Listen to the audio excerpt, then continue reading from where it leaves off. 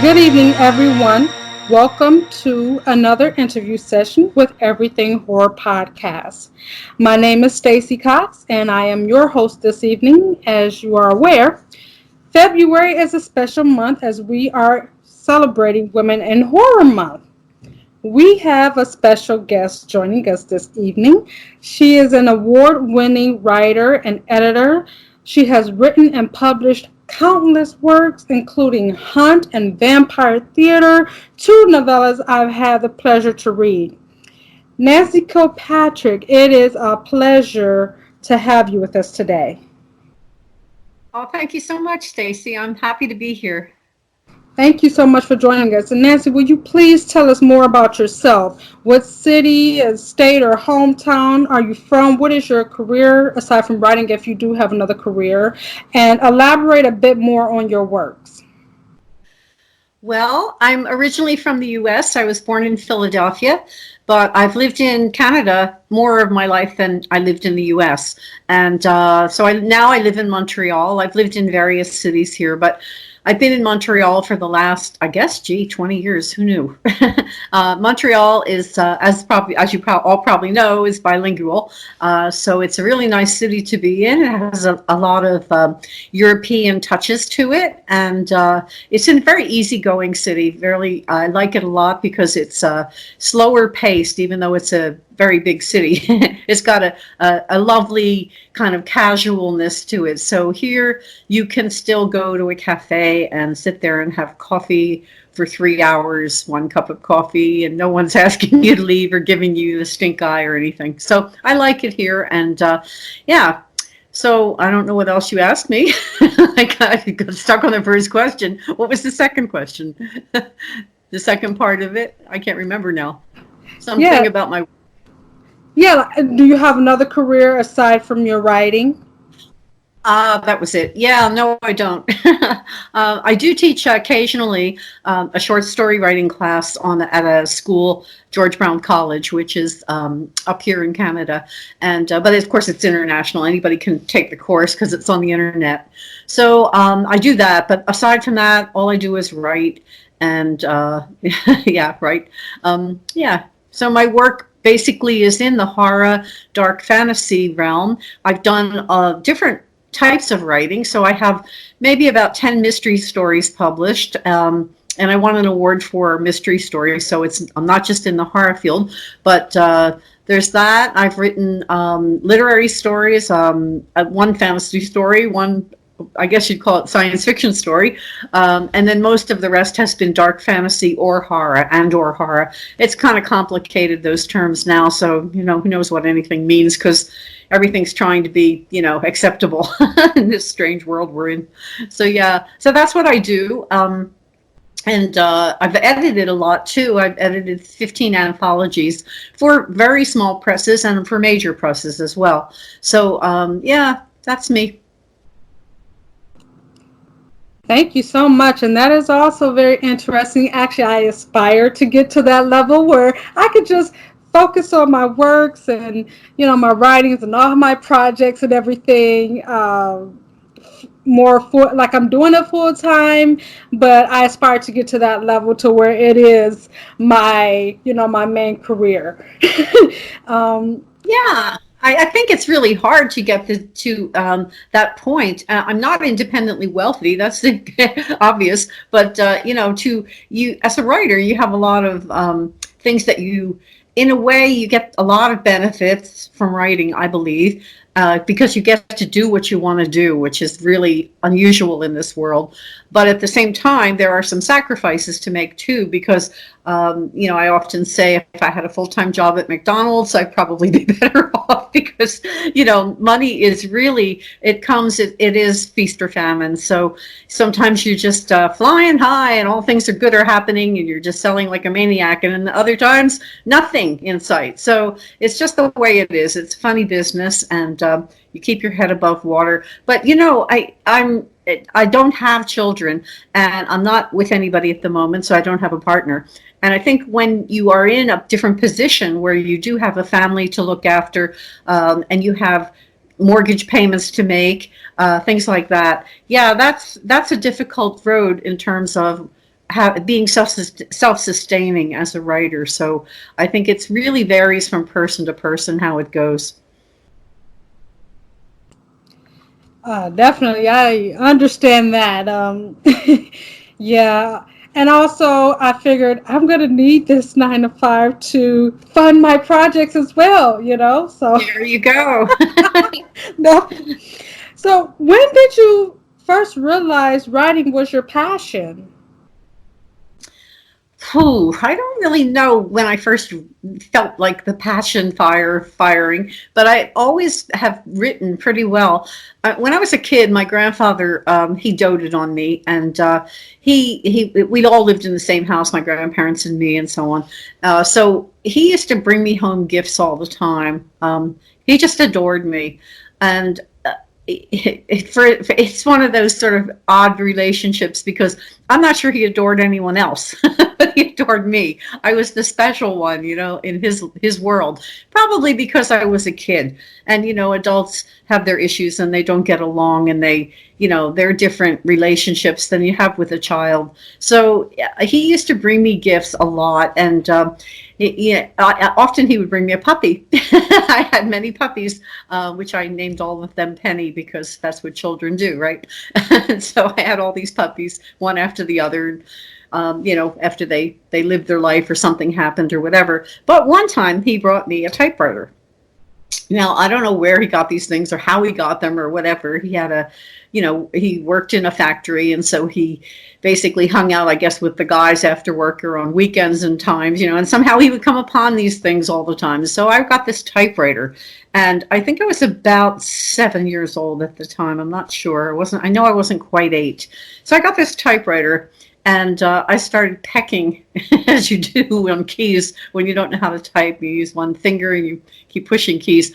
But I was 7 years old, so I knew how to read. And I knew, I started forming these little tiny child poems, on this typewriter. So that's sort of my first connection with actually writing something. And I can also tell you my first real connection with, I suppose you'd call it the love of books, was when I was, again, around the same age, I think it was. It's hard to quite remember exactly what age, but it was probably around 7. And I was in school in Philadelphia, and our school took a trip to the big library downtown. And it was a gorgeous, gorgeous old building, not a Victorian, but a, sort of revival type building. But it was huge, and it still is huge. So it wasn't just a childhood huge. I've been there since, and it's really a big, beautiful place, marble and lovely woods and so on. So back in the day, when I was 7, we didn't have computers. We had the Dewey Decimal System was riding high on these little cards that they stuck in slots, and so you'd have to pull out this drawer, and it had all these cards. So if you wanted to find a particular book, you could look it up by the author or by the title of the book. So we were learning about the decimal system and that whole thing that ran the library at the time, and wandering around, and then they sort of guided us towards the children's section. And I was perusing the shelves in my childhood, and I saw this book, and I pulled it out, and it's called The Little Witch. And that was my first book that I selected on my own, which had a lot of impact on me because it was a story that is kind of a little bit close to home. And I didn't know it at the time, but it turns out years later when I thought about that book, and I thought, I wonder, I don't remember much about anything about the book except the story, the sort of basic storyline.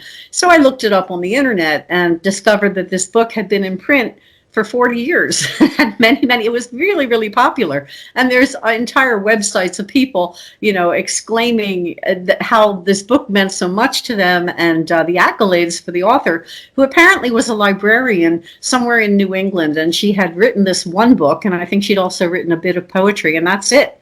But this book stayed in print forever. And then there was some kind of anniversary just a few years ago of, I don't know, however long that anniversary was. I guess it was the 40 years or something, or 50 years by then. So yeah, so that was my first real book that I selected, that wasn't selected for me or read to me as in my youth, or forced to me by the school, forced on me, the way they pick out books for you that they think you'll like. This is the one I selected. And so of course it had a lot of meaning to me. Wow, that's awesome. And actually, I've always wanted a typewriter. And then I like that thought occurred in my head, and it's like, what if I make so many mistakes on a typewriter because I've never used one? And then I have found this app on, on the Apple Store, the iTunes Store, and I think it was called the Tom Hanks typewriter or something like that. So yeah, I got that app and I tried to type, and I'm actually typing like I'm typing on a typewriter. I was like, wait a minute, what am I doing? This is a phone. But it was so hard. I found it so hard to type on that little screen that I didn't really stick Oh, with it the is app. hard on a phone. Yeah, and I'm I like, usually do things by voice. oh, Instead of typing on the phone, I usually do voice. I mean, you don't make mistakes. The phone makes mistakes, right? You say a word, it types a different word or a different spelling than you're anticipating, but you can correct it. But it's a whole lot easier than trying to type on those tiny keys. oh yeah, definitely. And I even tried the voice typing myself, but I found that trying the voice, it messes up more often than not. So it's like, I guess I'm better just using my hands. What is one of the most memorable experiences you've had while on your writing journey? Ah, you mean in actual writing or in life in general? What? When my writing journey is sort of connected to my life journey, my life and my writing, and I guess everything is like a whole to me. It's a one thing. It's not so segmented. If I didn't do certain things like travel, for example, I love to travel, and that feeds my writing. People feed my writing, and I feel like when I'm able to create, I'm feeding other people, not just with my writing, but also the way it nurtures me to be able to write. And so I'm able to then, give that to my friends and the people that I love. So yeah, what did you mean? I'm a terrible interviewee. Oh no, you're fine. That's exactly what I mean. And actually, while we're on that note, is that in your opinion like what makes a good story? Is it like the connection with your audience, or what makes a good story? I never think of my audience at all. I mean, I don't write for anyone. I don't write with the idea, oh, this is a great idea for a bestseller. I think I'll write this and make money. I know people that do this actually, but I don't do it. I can't do it. It doesn't work for me. I'm not that kind of person. So basically, I'm writing for myself. I write what is interesting to me, and I write from my feelings. I'm very much of a feeling writer more than an intellectual writer. So I'm writing the feelings that drive a story. Now, that doesn't mean that sometimes I don't have an idea for a story or I don't have some characters in mind. That happens occasionally. Yeah, and occasionally there's something that comes out of a dream or something I see on the street, a place I visited, anything like that could trigger it. But basically, to write the story, I have to just go with the particular flow that comes from me, and I put that on the computer, and then that's the process of the creativity. That's the part where it comes out of you or of me in a creative way, and then of course I have to work on it. I have to do the editorial work to sort of take what is there and make it understandable in the language that we all share. And I don't just mean in English because things can be translated, but in the way that we all understand the world, so that I don't have these obscure things that only I understand, and say ha ha, and the reader, ha ha, you don't know, but I do. That's stupid. So basically I'm trying to write something that is personal and it's from me, from some part of me, and then I have to craft it into a piece that works for other people as well. I understand that completely, and I actually feel the same way in my writing. I write for myself first and foremost what my interests are, where my passion lies, and actually, it kind of irritates me when I look at different conversations on social media about how you need to write what sells, and in my mind I'm going, okay, what sells, and then when I'm seeing, yeah, and then when I'm seeing these like absurd suggestions, such as like, history books and everything. Okay, that's all fine and well for you, but that's not what I write. I'm more the horror fantasy realm. I'm the crime thriller and all of that. That's what I write. And I feel like that's why I come in. It's like, write for you first. Write what makes you happy, and then you share it with the world. They'll like it or they won't like it. Yeah, I mean, that works for me too, because I mean, I don't see wasting my life marketing. It's not that I'm not trying to sell work. Of course I am. Of course, everybody that writes wants to sell their work so other people are reading it, because writing is communication. But the idea of you can write. I wish somebody would say what would sell. Nobody seems to know. People just think they know. And of course, if they're basing it on what they're seeing now in writing, that's already passé. That most, if it's not a self-published book, if it's done by a major house, which are the people that are buying, work from you and paying you for it, what they're putting out today was bought 2 years ago. So it's already over. It's not what they're buying today for 2 years from now. And even in self-publishing, I mean, it takes time to write a novel. Yes, there are these maniacs that you read about that can knock out 100,000 pages in a week. Well, good luck to them. But that's not the average writer, and it's certainly not me. I can't do that, and it's not what I want to do. I want to enjoy the process. To me, life is important. It really is, and I want to enjoy the moments that I have in life. That not pushing for this gold ring all the time, which isn't to say that you don't want acknowledgement, you don't want people to like your work, but it can't be the only goal, because I don't think it's in the end that fulfilling. It's the key to the executive washroom. You fight and you fight and you fight and you get that key. And then what? Then there's another goal above that and another. For what? To what end? If life is not making you, giving you the opportunity to make yourself feel good about what you're doing, I don't understand how you can really write something. This is me speaking about me, how I couldn't write something just to have it sell, period. Which isn't to say that I haven't in the past done some work for hire. I've worked in a couple of arenas where it's a preset world. And because it's a preset world, it's not my creation. But within that world, there is a creation. People who, for example, I did 2 books in the Jason world, Jason the serial killer. And those 2 books were part of a 5-book series that was done by Black Flame Publishing in connection with New Line Cinema, which owns the rights. And so they wanted to do some novels based on Jason when Jason went into space in the movie called Jason X. And so they did 5 novels. So I did 2 of those 5. And that's, that world has a lot of limitations, because Jason is a pre-established character.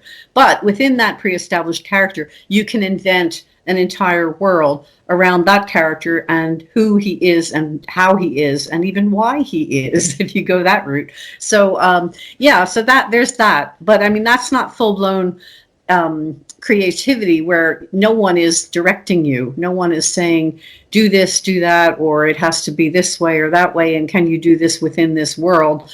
This is your own creation, your own world. How you envision this world is coming from you. And that's a whole different way of being.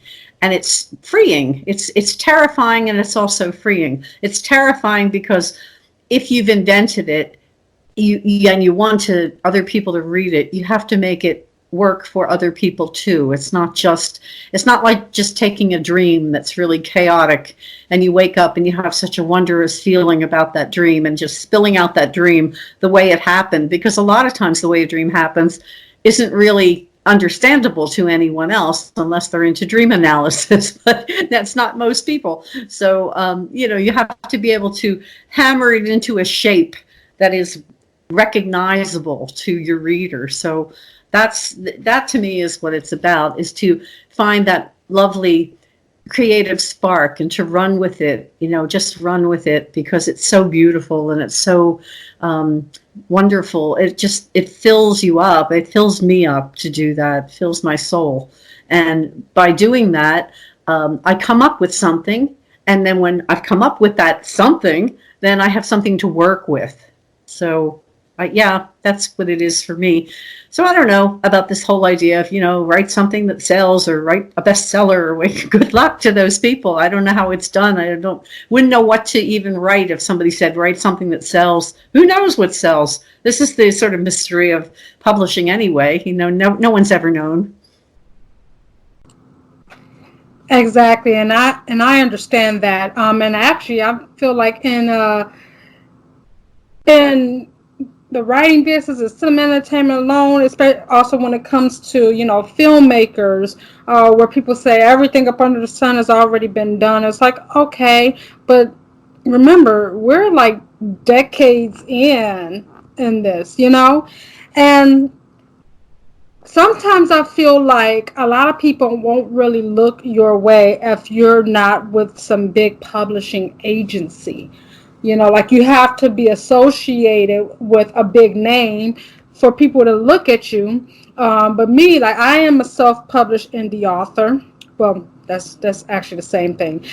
I am an indie author. Yeah, I am an indie author, and I choose to take that route because, as I've mentioned previously, I don't really want to sell my idea to some big publishing firm and, on top of them charging me thousands of dollars to get published through them, they still want to make profits off your success. For every book you sell, you get this. Type of thing. And then just say, for instance, if your book goes even further than that, which is what I'm trying to do with one of my projects, I'm trying to turn it into a whole franchise, a brand, and you mean to tell me I'm bound to this company, for that, every product or whatever I sell, every movie I sell, they got to make profit off of that on top of, paying thousands or hundreds of thousands of dollars to get this going. I don't like the idea of that. Well, I don't know. I'm not sure who's asking for this money to publish a book. So there's certainly a difference between publishing companies that, for example, Pocket Books and St. Martin's Press and the big places that are in New York usually. I mean, you're not having to pay them to publish; they pay you. That's the point. But these companies they've cropped up a lot since self-publishing. There's a ton of these companies, and they are all charging people to, quote, help them write and to get them published. And so they may actually, move to the point of publishing a book for you, and then theoretically doing some marketing. I don't know how much marketing they do. I have no idea. I mean, I would never pay somebody to publish my book. I mean, I don't even understand the concept. So I think, if that's what you're faced with, you should probably, yes, be on your own and do it your way. And also try to get into some of the, if you write short fiction, if you do that, that's a good way to try to get yourself into some of the anthologies. There's tons of them that you run across just on Facebook alone. There's always people doing anthologies, and you see them listed in different groups and here and there and everywhere. And some of them pay, and some of them pay, a decent amount, and some of them pay a little bit because that's what they can afford. But, they're buying your work for that particular anthology. They're not buying it forever. They buy it for that anthology. You still have the work. You can publish it yourself down the road, or you could sell it to somebody else for a second time around or whatever. But I mean, that's kind of the way to go to get your stuff out there. And I think there's an awful, I've only had contact with one of these companies. A friend suggested I go to their, whatever you call it, like a webinar or something. And it's like all the webinars that you see on the internet where, somebody says, I've got the cure for diabetes. I know how to make ingrown toenails stop, whatever the hell it is. And they kind of go on and on and on.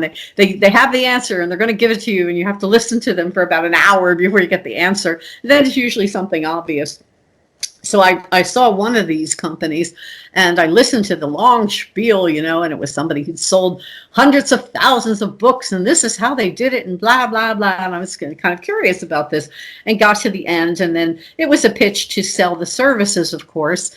And so they wanted to do one of the things they were going to do is help you write your description on Amazon if you do self-published book. Right? So they will help you with the description. So at that time, I wanted to, just check it out. And so I said to the guy, well, look, I'm a writer. I've been around the block quite a long time.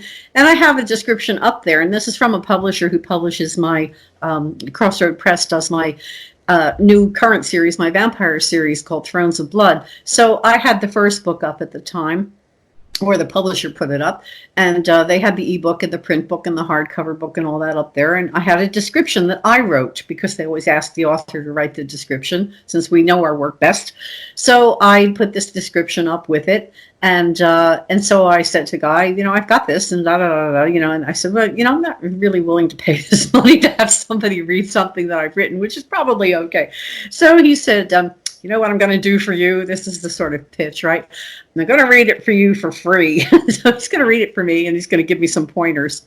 And so I said, oh, well, that's really nice of you. I wasn't verbalizing everything that was in my mind, you understand. I was just listening a lot to this. And so he's going to read it for free, and he'll get back to me. But he's really busy, really super busy. He had all this stuff to do, and he'd get back to me next Monday. And then Monday came and went, and the assistant gets in touch with me. He says, oh, so-and-so is really busy. It's like nobody else is busy in the world, right? Just him. So anyway, he'll get in touch, Anyway, so he finally went to the listing on Amazon and he read the blurb, which I had written, or the description, I should say, that I had written. And so he got back to me and he said he thought it was really good. And he said the only suggestion he could make is to put things in point form, with little bullets, boom, boom, boom, which is the style nowadays. I get it. I don't care about style, but, you see that a lot, especially on self-published books, people going bullet crazy. So, so that's, and I would have paid for that if I had been interested in paying for that, which I wasn't. But I think it was something like, to buy that particular service was about somewhere just under $100. But that was a very simple service because there were other things that were attached to it so that you could go on and you'd end up spending thousands. I could see that right away. But I think there's a lot of that. And I'm not saying it's all scam because I met a man at you don't mind if I continue on, do you, for a minute here? I know you probably have other questions. Can I just continue for a minute? Oh, no, you're fine. Well, I met this guy at a World Fantasy Convention, and we ended up sitting at a table together, and, how are you, who are you, and all this stuff. And so he said he was a writer, and I said, what do you write? And he writes fantasy. And I said, oh. And so he pulled out some, promo material and handed it to me, and he had about 10 books. And I said, oh, who's your publisher? And he says he's self-published. And I said, oh, you self-published all of these books yourself? How is it? How are you doing with it? So he had like 10 books done. And he ended up telling me that he spent, at that point, that was a World Fantasy that was probably 10 years ago, he spent $10,000 per book to get these books in print. And so the company that he was with, whatever it was, they read the manuscript, they presumably at least proofread it, if not edited, but who knows what they did. They had the cover, they had everything, they put it together, they put it up so he wouldn't have to self-publish it. And so he spent it for 10 books, $100,000. So I'm like, wow, okay, that's a lot of money. And, I kind of asked delicately how they're doing. And I think he said, people always say, oh, they're doing really well, and I don't know what really well means. But and then he sort of made a comment that it was something like, well, it's getting better kind of thing as it goes, getting better, like in a way that's told me that sales probably hadn't been so good because, of course, he was totally unknown. And now he's got 10 books and maybe he's got a bit of a following and he's done some ads. Who knows? But it's there's a world like that out there now. It's like as soon as self-publishing happened, thanks to Amazon, which is a blessing and a curse, as soon as that happened, all of these people came out of the woodwork with these companies and I have, gotten ads from many of them, and they want to do this and they want to do that. And I know a number of people that have just blown a lot of money on these things that don't really take them anywhere. And I'm sure the company would say, well, you didn't do it right. You didn't do it properly the way we told you to do it or whatever.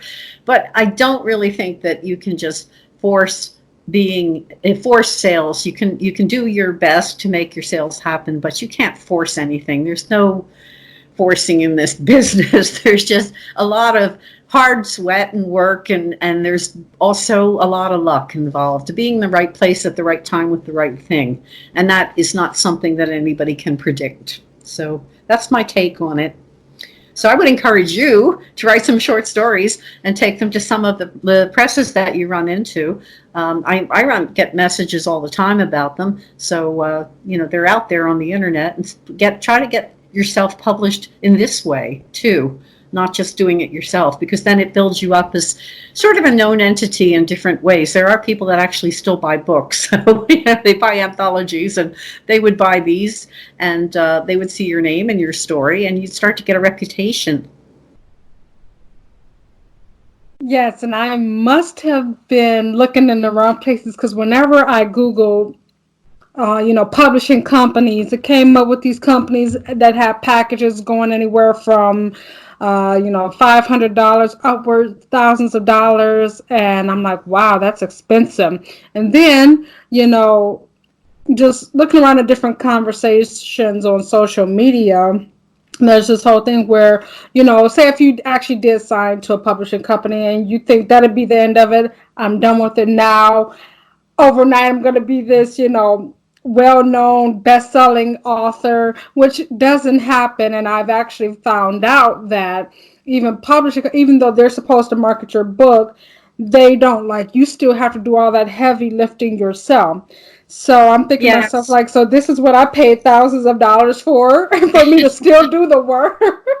Yeah. Wow. Right. Well, I know you mentioned before that the little witch, enticed you and everything, but I noticed there's a lot of, you travel the vampire theme a lot. And I just want to know, what has you so captivated in the vampire realm? Well, I think it goes back again to childhood, because back in the day, I guess there still is, the Saturday Night Horror movie on somewhere in the world. And back then it was a big deal, and I was too young at points to be able to watch it, but occasionally I could watch it. Just something happened where somebody let me watch it. My favorites were the vampires. And I always liked the vampire better than the werewolf and, the mummy and all of that. The vampire was really special because the vampire looked like us, acted like us, talked like us, could move around in society. And I thought that was such a cool idea, this creature that can trick us, basically. And also, I liked a lot of the things about the vampire having these powers that have been bequeathed upon him or her, and they usually are things like extra strength.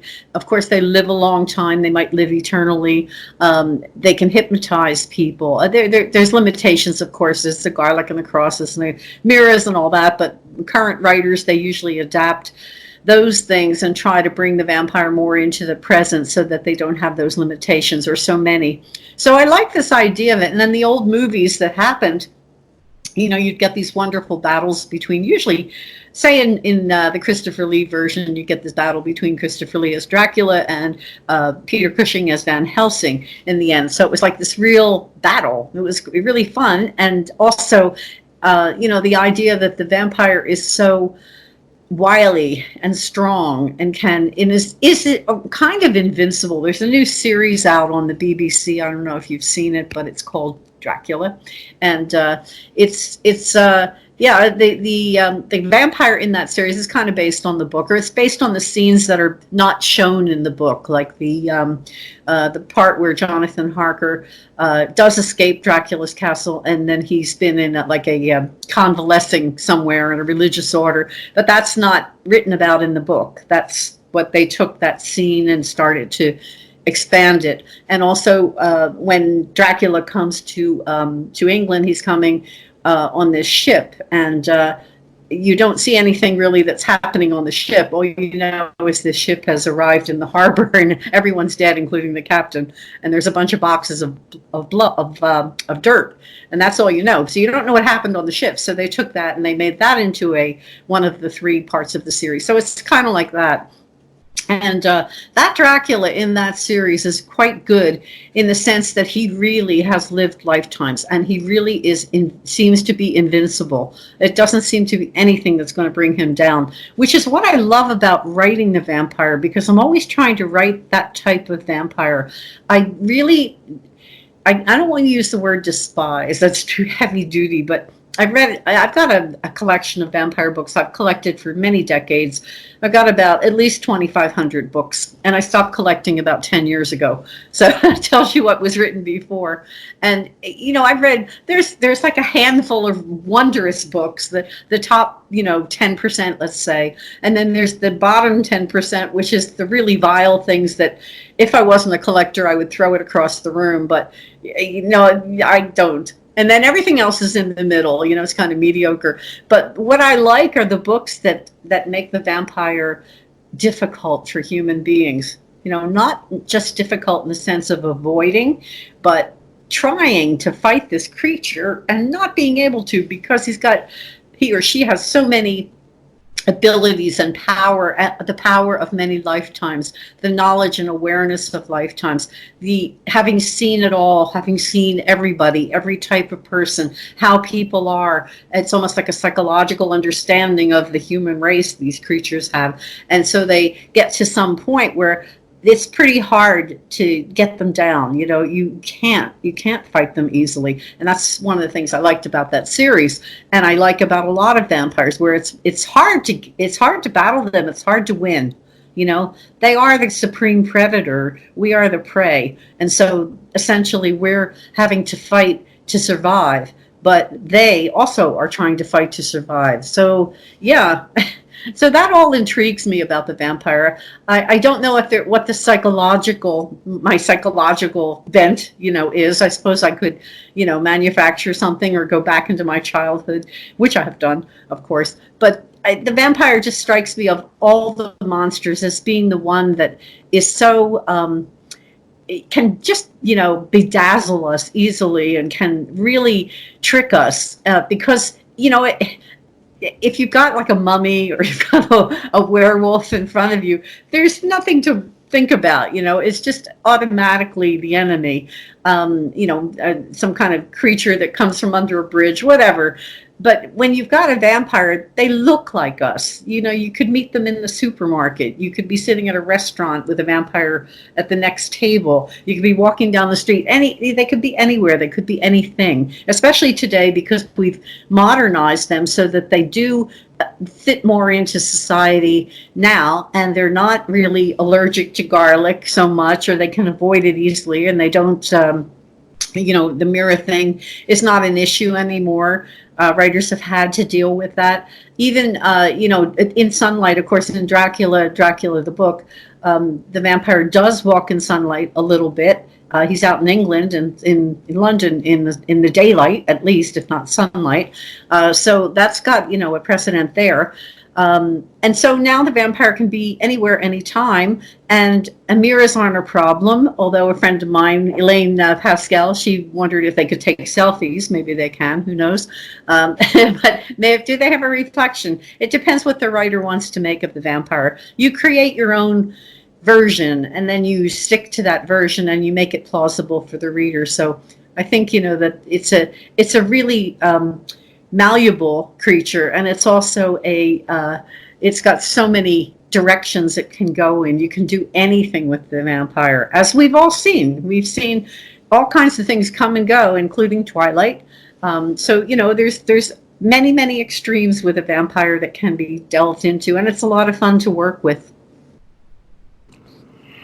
You must have read my mind there, because I was actually going to ask you, what are your feelings on the evolution of vampires throughout the years, and I was going to mention Twilight because, as you're aware, not too many people are satisfied with Twilight. You know, just because of the the path that it goes down, and you know, with the sparkling vampire and sunlight versus them burning into flames like we're used to. So I would say you must have read my mind there.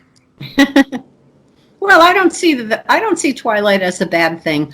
I mean, to me, because I've read so bloody much in this subgenre, if you will, I just see it as an arm, a branch of the vampire. The vampire has many branches, and there are all kinds of vampires out there. It's not just blood drinkers, and it's not just what we envision, someone in a cape. You know, it's not like that. There's a whole range of types of vampires. So I see Twilight as just a branch of, you know, this big tree, and it's one part of it. That's all. You know, I think people get a little upset because it becomes so big, like things that are really become popular in this status quo and general population. They take on they take a lot of space. You know, there are a lot of books, there were a lot of movies, there's a lot of merchandise, all this stuff, you know, and then the news around it comes in, you know, all the entertainment news. So it takes up a lot of space. And I think people, you know, partly react to that.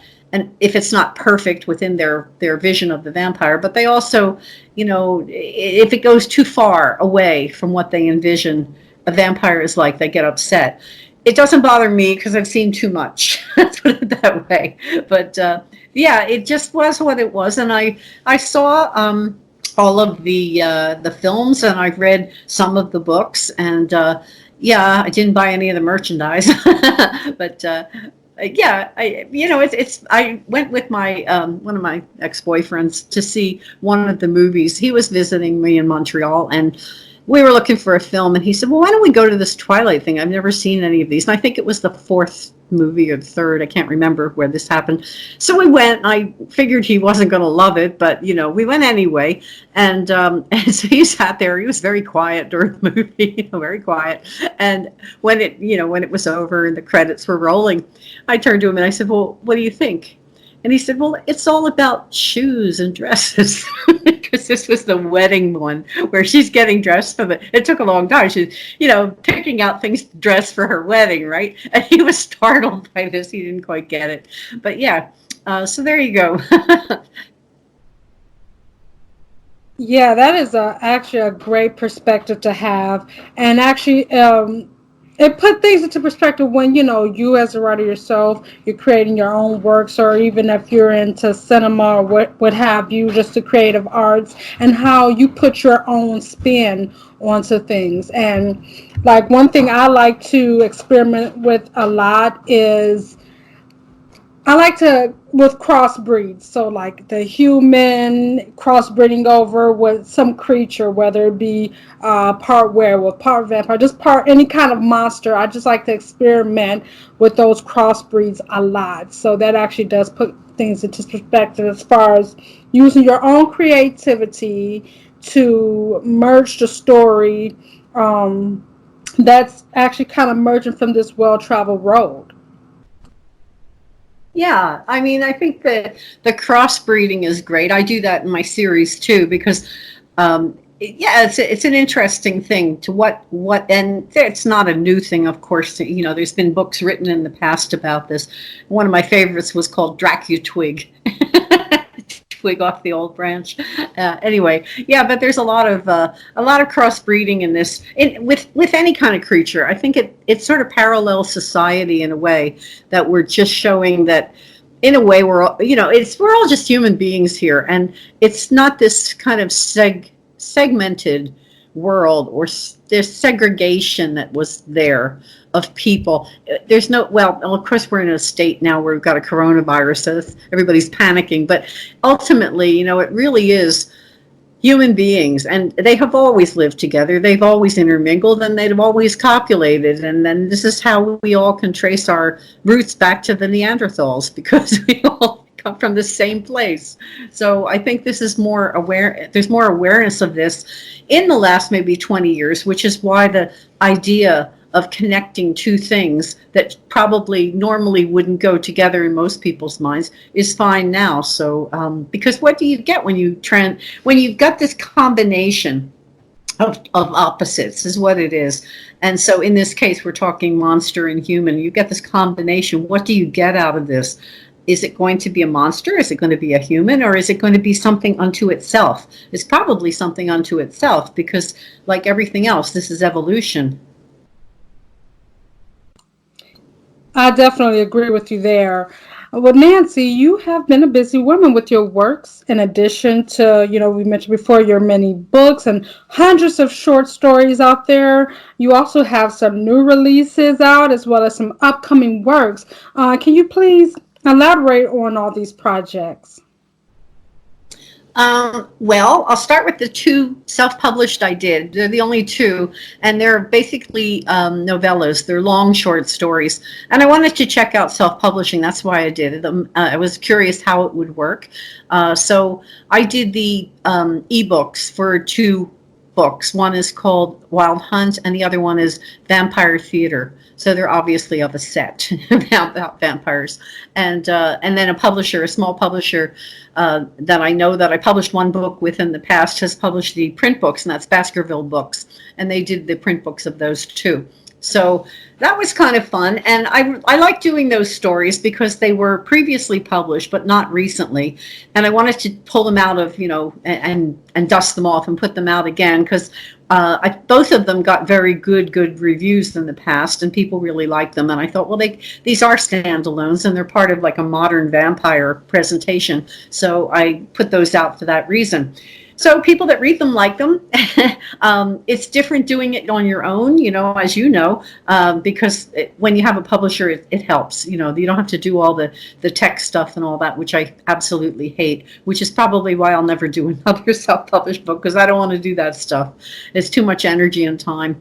So there's that. And then I've got the vampire series, Thrones of Blood, which is going to be a 6-book series right now. Book 5 is out, just coming out as a print book. It was out as an ebook just for the last 2 months or something. So basically those 5 are out, and then the last book in the series will be out. It was supposed to be 2020, but it's looking more like 2021 now because of other things. So, and that series, by the way, was just optioned for film and television. So we'll see what happens with that. And let's see what else. Oh, yeah, I'm working on a novel that's just about finished. It's a cross between science fiction and horror. So it's a little bit like, it's not the story of Alien, the movie. It's not anything like Alien. But, Alien can be seen as science fiction or it can be seen as horror, depending on who's viewing it. So it's that type of blend of two types of fiction. So that book is almost done. So there's that. What else is there? I've got a few other things. I'm so busy.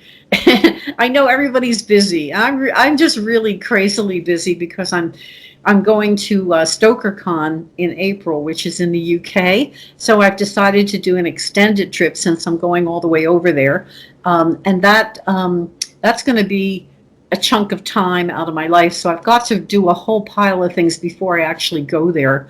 And a lot of it has to do with writing, like the book that I need to finish. And I have to start the final book in the series and so on. So yeah, that's what I'm doing these days. Wow, that's also exciting. And also you recently published a new story called Woodworker, and I haven't read all of your work yet. I'm working my way around there, but of course, it's a little different than the ones I was currently reading. So, tell us about Woodworker. Well, Woodworker was actually published years ago in a story or in an anthology called Desire Burn that was edited by Janet Berliner, who she's gone now, but she did this anthology, and it's a story that's kind of a weird story because it's about a woman who has learned how to work with wood from her grandmother, who learned from her grandmother. So it's a generational thing that's been handed down. through this family. And so she happens to now be in the Far East, living there temporarily with her husband, who is someone who investigates how certain specific insects live and what they do, and as a kind of a scientist in that realm. And so she's there in this place. It's very, very hot. The temperature is really overwhelming, to the point where people don't go out in the day. They basically try to sleep in the day, and the night is the cool time, so they're up at night. So he goes out to look at the insects and study them, while she goes into the basement and she's making something out of wood, which is what you don't know until you read the story. So that is a kind of a quirky story. Yeah. Thank you. I enjoyed that story as well. Yeah, and I was just actually kind of curious. Now, being it is Women in Horror Month, let me ask, what does Women in Horror Month mean to you? It means that this is a lopsided world, and we shouldn't have to have a horror month. Just like February is also Valentine's Day, and February is also Black History Month. So all those things, we can keep Valentine's Day, but the rest of it we shouldn't have to have. But we do have to have, because it's a strange world we live in. So when it comes to women in horror specifically, there are a lot of women that write horror, but there's not many women who can break that glass ceiling. And if you ask anybody on the street, well, or not anybody, but anybody who reads in the horror realm, who reads, no, I'm not talking about writers, I'm talking about ordinary people who buy and read books, those people. If you ask them to name 2 or 3 men who write horror, they'd start with Stephen King, of course, and then there's other people. They might mention Clive Barker, they might mention Neil Gaiman, they might mention Robert McCammon. There's a bunch of them. They're all sort of really bestseller, top-notch writers. But then if you said, well, what about women? Can you name a couple of women that write horror? They'd probably be hard pressed. And after a lot of thought, they might say, well, what about Anne Rice, that woman who writes the vampires? They'd say that. That's what they'd say. But it's not on the tip of anybody's tongue, women who write horror, except, for other writers. We all know each other, but that's another story. It's unfortunate that women have such a difficult time. Once in a while, I have not heard this myself, but I've heard women say that there are men in the horror field who say that women can't write horror. I don't even know what that means. But that's not been my experience. I haven't heard that. I've worked with a lot of male editors, so I haven't had that experience where somebody said, well, you can't write horror. There's all kinds of horror anyway. There's all ranges of it. It can be quite visceral. It can be very psychological. It can be soft horror. There's all a big range of what the word horror means. So, but it's somehow women just never quite get to the known level that men have gotten to.